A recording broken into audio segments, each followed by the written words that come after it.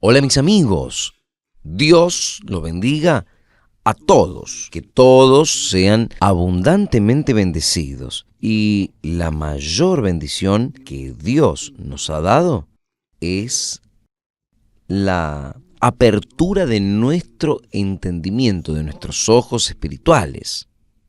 Porque cuando nosotros tenemos ojos espirituales, nosotros podemos ver a Dios en sus palabras, en su creación, en su naturaleza, en el cantar de los pájaros, en las lágrimas de un bebé. Nosotros podemos ver a Dios en todo, alrededor nuestro. Además, es lo que David hizo en el Salmo 19. David era un pastor de ovejas. Él era un pastor. Un tipo así de Agur.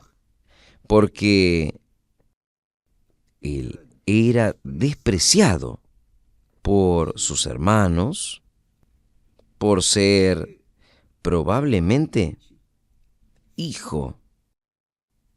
un hijo bastardo de su padre. Aún así, David tenía con él un carácter humilde, un carácter que Dios agrada, porque él cuidando de las ovejas, David cuidando de sus ovejas, él tenía el mayor cariño con ellas. Él enfrentó un oso, un animal feroz para defenderlas. Entonces, Dios vio que David era un hombre justo, sincero, era un hombre humilde y que durante las noches, los días, obviamente, día y noche, en el cuidado con las ovejas de su padre, él contemplaba la creación de Dios. Es eso. Entonces, cuando usted lee en la Biblia los salmos de David, por ejemplo, el Salmo 19, habla así: los cielos declaran la gloria de Dios. Los cielos. Y yo me puedo imaginar a David viendo a los cielos en el desierto. Y en el desierto uno puede observar la belleza, la grandeza de Dios en las estrellas, en la luz que habla a través de las estrellas que cantan de loor a Dios. Entonces, David, instruido, inspirado, dice: los cielos declaran la gloria de Dios y el firmamento anuncia la obra de sus manos. Y Agur tenía mucho que ver con David. ¿Por qué? Porque eran de diferentes épocas, pero David o Agur, él reconocía la grandeza de Dios. Agur, a pesar de no ser religioso, o gracias a Dios por eso, David no era religioso, era un hombre de fe, que era diferente. La persona religiosa conoce la religión, pero no conoce el autor de los mandamientos, el autor de la palabra de Dios, no conoce el Creador. Entonces, Agur era un hombre así, porque en su humildad, Agur, él se rasga y se define. Él se define así en relación al mundo. Él dice, en verdad, yo soy el más bruto de los hombres. El más bruto de los hombres. Con certeza, él debe haber tenido acceso a los hombres más delicados, educados, pero él, comparándose con los otros, él se creía el más bruto de los hombres, al punto de decir, ni aún teniendo conocimiento de hombre, esto en relación con el mundo. Quiere decir, él muestra que él era un hombre realmente insignificante a los ojos del mundo. En relación a Dios, él dice, ni aprendí la sabiduría, ni aprendí la sabiduría. Claro, la sabiduría viene de Dios. La sabiduría viene de Dios. Hablamos ayer sobre esto. Es Él quien nos da la sabiduría. Y sin la sabiduría de Él, no hay sabiduría. Ni aprendí la sabiduría, ni tengo el conocimiento de lo santo, o sea, de Dios. Entonces, David vio en las estrellas, en la creación, que Dios existía. Y obviamente él tenía informaciones de la religión, del judaísmo. Pero Agur no. Agur no era un israelita. Agur era un descendiente de Abraham, pero no con Sara. Un descendiente de Abraham con Agar. Entonces, que nació el pueblo árabe. En relación a Dios, Agur dice, ni aprendí la sabiduría, ni tengo el conocimiento de lo santo.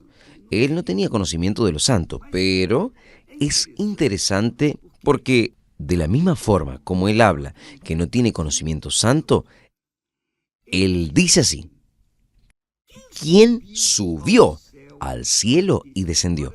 Ve las preguntas de él. ¿Quién subió al cielo y descendió? ¿Quién encerró a los vientos en sus puños? Agarró a los vientos en sus puños. ¿Quién agarró a las aguas en las ropas? Todo imposible. ¿Quién estableció a todas las extremidades de la tierra? ¿Cuál es su nombre? ¿Y cuál es el nombre de su hijo? Si es que lo sabes.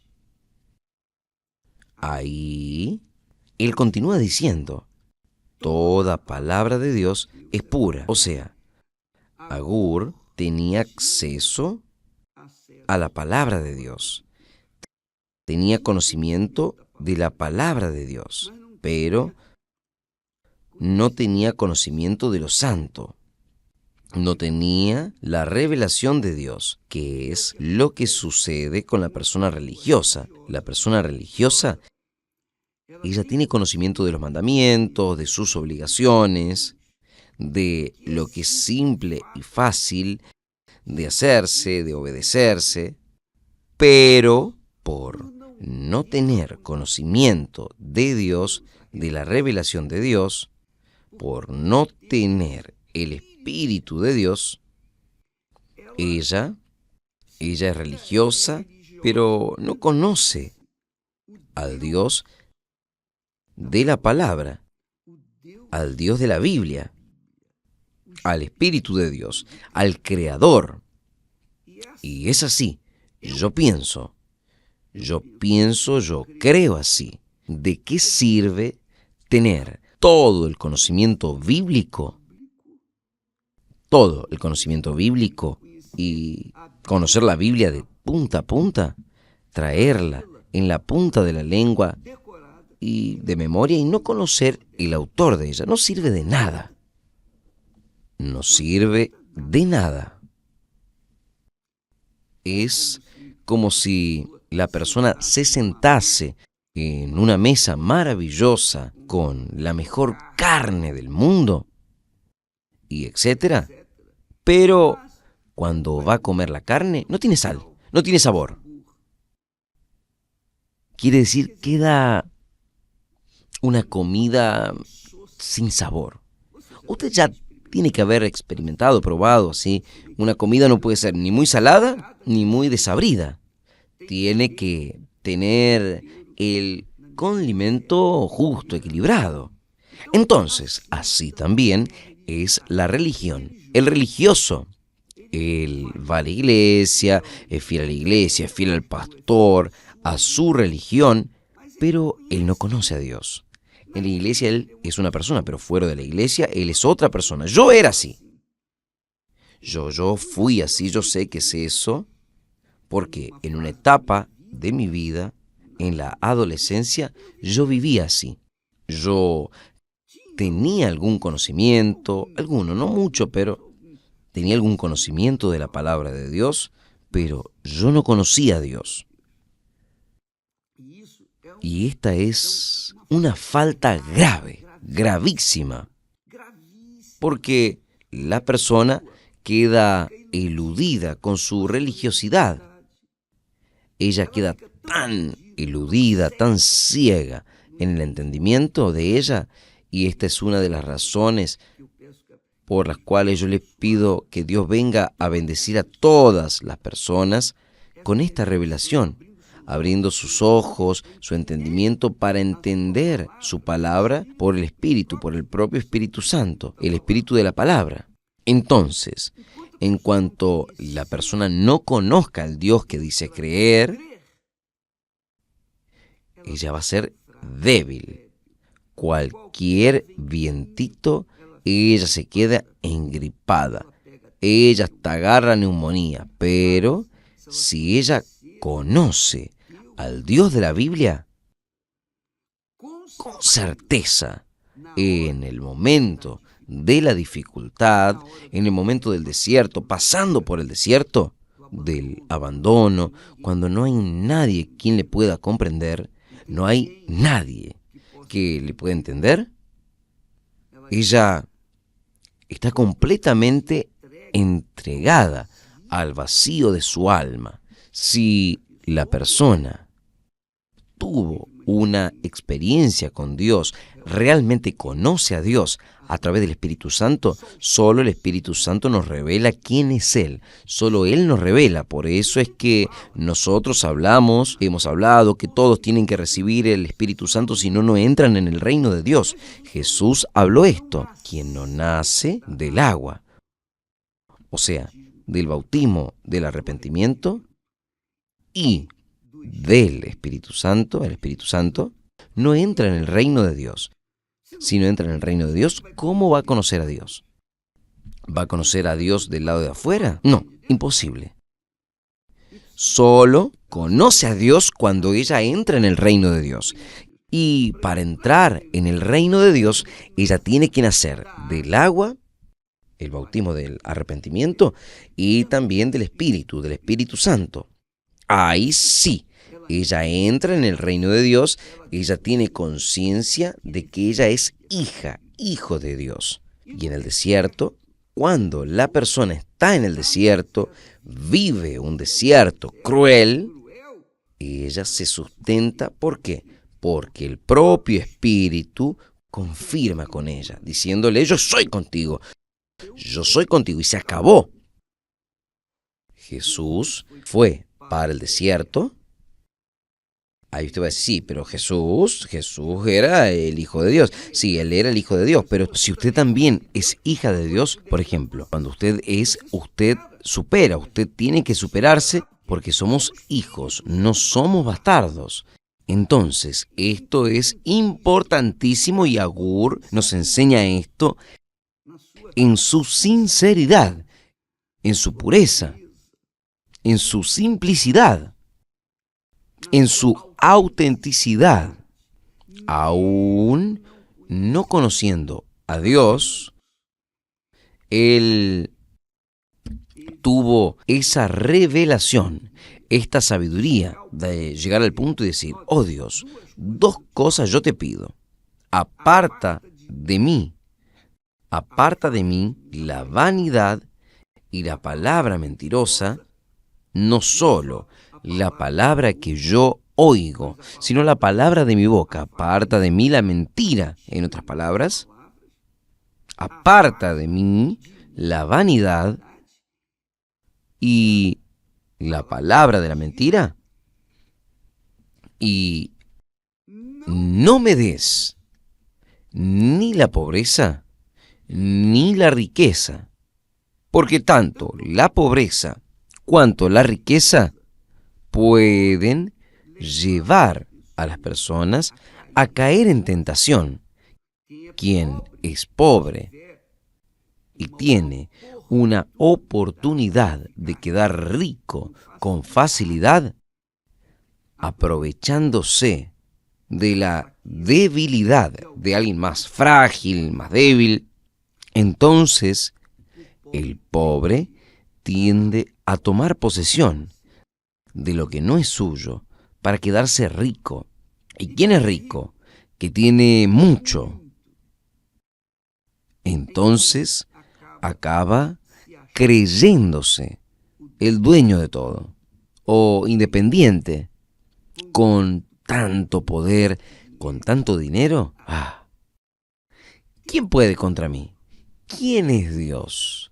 En otras palabras, yo no preciso de Dios. Si yo no trabajo, si yo no hago mis negocios, si yo no multiplico mi renta, ¿quién lo va a hacer?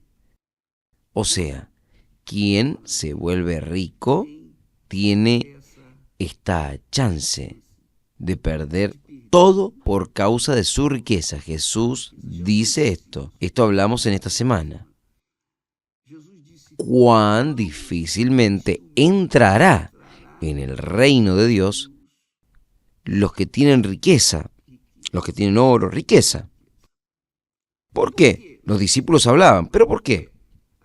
Ahora yo no entendí los discípulos, porque Abraham era rico, Salomón era rico, los hijos de Abraham eran ricos, y las personas que son ricas no entran en el reino de Dios. Ahí Jesús explicó, preste atención, cuán difícil es para aquellos que confían en las riquezas entrar en el reino de Dios. Quiere decir que cuando la persona es pobre, ella ve al rico con envidia, normalmente, queriendo lo que el rico tiene, como aquella codicia de ser rica. Yo también quiero. Y eso es pecado. Cuando ella es rica, entonces ella tiende a confiar en su riqueza más que en Dios. Entonces, tanto la pobreza como la riqueza lleva a las personas a pecar. Ahora, cuando la persona tiene el pan nuestro de cada día, cuenta con la provisión divina para su vida diaria, que fue lo que Agur, fue la gran revelación que Agur dejó. Él dijo, no me des ni la pobreza ni la riqueza, manténme del pan de mi porción de costumbre. O sea, él fue muy sabio. Yo veo eso conmigo mismo. Entonces, cuando nosotros vamos a la casa de otro pastor, de otro obispo, tal, ellos quieren agradarnos. Entonces hacen de todo y colocan cosas en la mesa. Ponen una mesa muy buena, completo, porque quieren agradar. Y ahí es que nosotros tendemos a comer más de lo que deberíamos comer y aquello que no deberíamos comer, porque nuestros ojos se alumbran con aquellas cosas con tanto sabor sin haber probado. Esto es normal. Esto es absolutamente normal.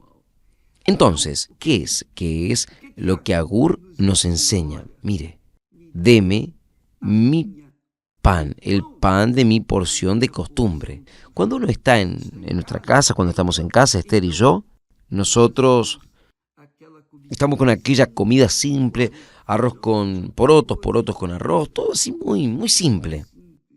Entonces, no hay así exageraciones. No hay. ¿Por qué? Porque estamos allí dentro de una cajita y que estamos guardados, protegidos por las circunstancias de la porción de costumbre. Yo hablo esto por mí, pero yo veo a muchos que caen en la tentación y después tienen que correr al hospital y comen más de lo que deberían comer. Entonces, Agur nos enseña, Agur nos enseña a tener una vida equilibrada.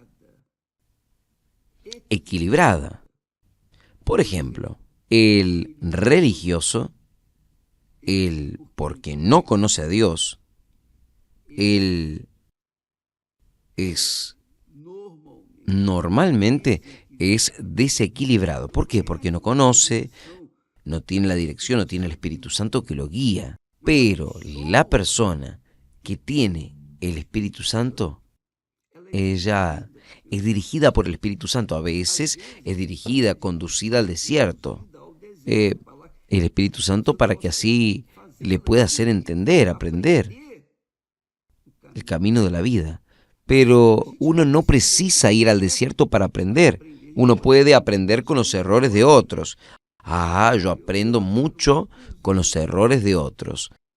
Cuando no consigo aprender con los errores de otros, ahí yo tengo que ser llevado para el desierto.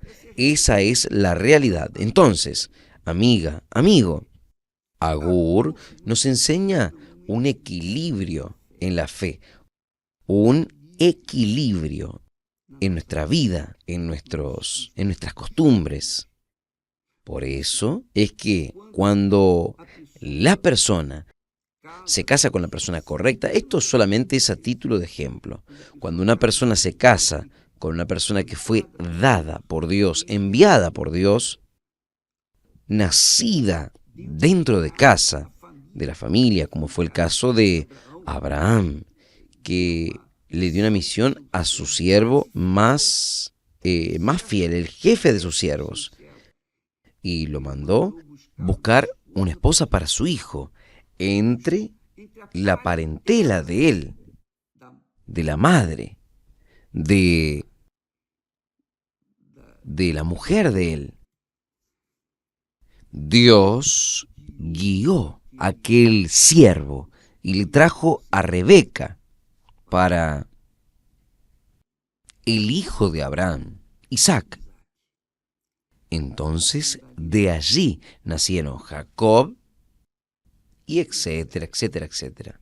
Entonces, cuando el hombre tiene la esposa ideal o la mujer tiene el marido ideal de Dios, porque antiguamente quien escogía a la esposa o el marido para los hijos era el padre. Antiguamente era así. Y el Padre, el eterno Padre, quien es de Dios, quien nació del Espíritu Santo, es hijo de Dios y obviamente tiene el privilegio de formar una familia que venga a ser un ejemplo, venga a ser un instrumento para la gloria de Él, la gloria de Dios, como fue el caso de Abraham, como fue el caso de Isaac. Si bien Abraham ya se había casado, pero Dios preparó a Sara para él. Entonces, usted puede verificar que ellos tuvieron el cuidado de orientar a sus hijos. Incluso Isaac, cuando despidió a Jacob, Jacob tenía que huir del hermano de Esaú. Cuando Jacob despidió a Isaac, él le advirtió: mire, hijo, no tome de las mujeres de los cananitas, no tome de las mujeres extranjeras, o sea, no tome de las mujeres que no tienen la fe, nuestra fe en el Dios de nuestro padre Abraham. Pero, ¿qué fue lo que hizo Jacob? Jacob fue a la tierra de sus padres, de su parentela, y allí, por fuerzas de las circunstancias, se casó con 4 mujeres, 2 extranjeras que no se tendría que haber casado y 2 hijas de Labán. Entonces nació el pueblo de Israel, completamente desvirtuado. Sin el pueblo de Israel, los hijos de Israel nacieron de 4 mujeres y un hombre. 2 eran siervas y 2 eran las patronas. O sea, los hijos de las patronas y de también las siervas no se entendían. ¿Por qué? Imagínese convivir con personas que tienen el mismo padre, pero madres diferentes. Imagínese, puede imaginarlo. Entonces, cuando Agur habla así, no me des ni la pobreza ni la riqueza. Manténme del pan de mi porción de costumbre. ¿Qué quiere decir? El pan nuestro de cada día. Yo en eso, gracias a Dios, yo fui muy feliz, porque Dios me trajo a Esther. Nosotros formamos un par, nuestra porción. Yo soy la porción de ella y ella es mi porción. Y nosotros vivimos dentro de este padrón, tranquilo. No precisamos de nadie, de extras. No precisamos. No necesitamos de nadie extra, de un tercero. No. Nosotros tenemos el pan de la porción de costumbre. Nuestra vida se encuadró perfecta. Vivimos esta vida y hemos criado a nuestros hijos con esta dirección, con esta enseñanza que hemos aprendido en las Sagradas Escrituras. Esto, amiga y amigo, no tiene precio. Porque cuando una familia tiene una mala formación, una familia no es formada dentro del padrón de la palabra de Dios, esa familia va a sufrir las consecuencias de sus elecciones, de sus malas elecciones. ¿Por qué? Porque ¿cómo es que el hombre va a tener 2 mujeres y va a satisfacer a las 2? Va a agradar a las 2. Jesús dice, nadie puede agradar a 2 señores. Tiene 2 mujeres, son 2 señoras. 2 hombres son 2 señores. No hay cómo dividir. Van a haber problemas. Entonces los hijos nacen de padres diferentes. Y ahí es un desorden que solo Dios sabe. Usted entiende. Usted ve aquí una serie de desastres sociales por causa de la mala formación de las familias. Además, Si usted es una de las personas que ha sufrido con la malformación familiar,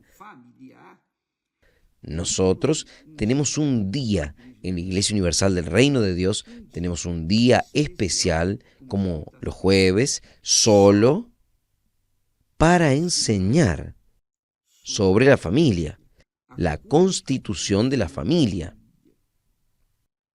Porque cuando la persona tiene conciencia de familia, si ella tiene un referente de su madre, de su padre, entonces ella va a querer también constituir una familia con el mismo padrón, con la misma referencia que sus hijos verán. Y si no, los hijos van a sufrir las consecuencias y ellos también van a sufrir. Entonces, a mí me gusta mucho esta oración de Agur. Yo creo que todos deberían hacer una oración como esa. Oh, mi Dios, no dos cosas yo te pido y no me las niegues. Antes que muera, aparta de mí la vanidad y la palabra mentirosa. No me des ni pobreza ni riqueza.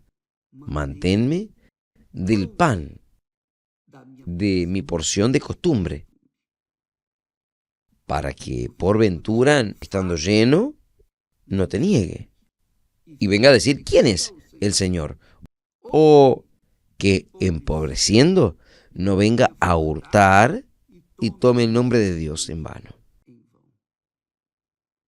Esta es la oración, mi amiga, mi amigo. Es una oración del tipo que Jesús nos enseñó, el pan nuestro de cada día.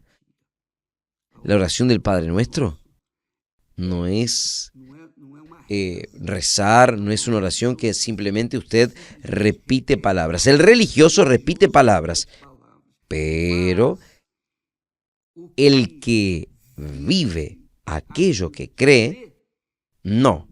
Ora el Padre Nuestro pidiéndole, mi Dios, ¿es esto lo que yo quiero? El pan nuestro de cada día, danos hoy. Santifica tu nombre en mi vida. Que venga tu reino a través de mi vida y sea hecha tu voluntad en la tierra a través de mi vida. Y el pan nuestro de cada día, dame hoy. Perdona mis faltas, así como yo perdono a los que me ofendieron. Perdóname como yo perdono. Corazón perfecto. El pan nuestro de cada día, danos hoy. ¡Qué maravilla! No nos conduzcas a la tentación, no nos lleves al desierto de la tentación. Líbranos del mal. El mal es el diablo. Porque tuyo es el reino, el poder, la gloria para siempre. Entonces, estas dos oraciones son así, excelentes. Porque forman una criatura divina, equilibrada en su fe, ni tendenciosa para un lado, ni tendenciosa para el otro. La persona que tiene una fe y la usa con sabiduría, con inteligencia, no con fanatismo. Mañana estaremos hablando más aquí al respecto de este asunto. Pero es preciso que la persona nazca de nuevo. Es preciso que la persona sea nacido del Espíritu Santo. Yo estaba hablando aquí que todos los jueves nosotros dedicamos un día para enseñar a las personas cómo constituir familia. Quien es inteligente, quien es sabio, quien quiere invertir en el futuro de su hogar, de su casamiento, que es lo más importante que usted invierta en su matrimonio, en su futuro, casarse con una persona de Dios, que usted invertir en su futuro social, en su futuro económico, en su en sus proyectos personales. Usted sabe, personas que tienen mucho dinero, pero viven una vida desgraciada, porque no consiguen entender, controlar, no consiguen tener un equilibrio dentro de la propia casa, y por eso sufre todo un infierno. Por eso todos los jueves es el día de la familia. Yo diría que domingo, ya hablé esto con los pastores, yo he hablado. Los domingos es el día de la familia de Dios al pie de la cruz. Usted va a buscar a Dios. Los miércoles también es un día que uno busca a Dios. Estos 2 días, domingo y miércoles, solo para Dios, para la familia de Dios. Es el día de la familia de Dios. Pero los días jueves es la constitución de la familia. Entonces, Cristiane y Renato, ellos tuvieron experiencias amargas en el inicio de su casamiento, pero hoy, gracias a Dios, están ahí, sirviendo como profesores, como referentes para aquellos que quieren constituir su familia. Entonces, el jueves, no solamente en el Templo de Salomón, sino que en cualquier iglesia universal del Reino de Dios, los días jueves es un día especial. Primero, es el día de la familia de Dios, los días miércoles y domingo. Y los jueves, la familia, su propia familia. Y así usted forma la cruz. La cruz es formada así. Primero Dios, usted y Dios, constituyendo su familia personal con Dios. Usted y Dios. Y en el jueves son los brazos de la cruz. Es la persona que va a estar con usted por toda la vida, que le va a traer paz a usted. ¿Cómo hemos vivido esto en la Iglesia Universal del Reino de Dios? Usted tiene esta posibilidad. Gracias a Dios. Que Dios los bendiga y hasta mañana. En el nombre del Señor Jesús, gracias a Dios.